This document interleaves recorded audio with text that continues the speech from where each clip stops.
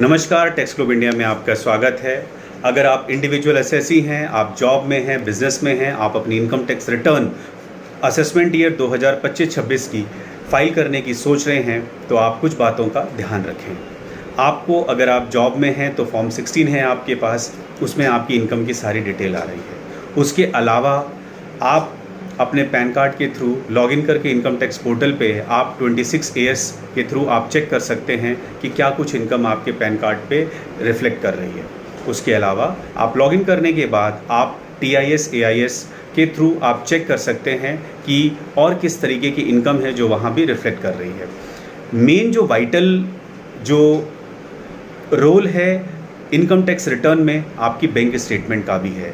आप अपनी bank statement में, चाहे आपके पास एक बैंक अकाउंट हो, 2 हो, 3 हो, 4 या 10, यानी जितने भी बैंक अकाउंट्स हैं आप उसमें चेक कीजिए कि कितना आपके पास उसके अंदर इनफ्लो है, कितनी क्रेडिट की एंट्रीज़ हैं, कितना डिपॉजिट्स है, कितना रिसीट्स है। आप जॉब में हैं तो सैलरी के अलावा जितनी भी पेमेंट आपके बैंक अकाउंट में आई है, you are liable, you are responsible to show all the complete income, entire income in your income tax return।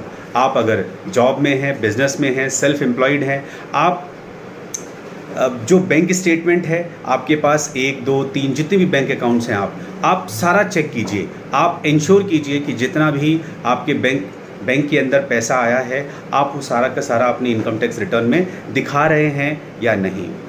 यानी जितनी भी ट्रांजैक्शंस हैं उसका नेचर ऑफ ट्रांजैक्शंस आपको अगर है तो सारा का सारा आप उसको क्लियर करके अपनी इनकम टैक्स रिटर्न में दिखाइए। Means income tax return, while filing your income tax return, you cannot ignore your bank statements. Show the complete amount whatever you have received in the entire financial year 2024-25। आप सारा कुछ अपना bank statement में जितना भी कुछ आया है वो अपनी इनकम टैक्स रिटर्न में दिखाइए। Thank you so much. जय हिंद।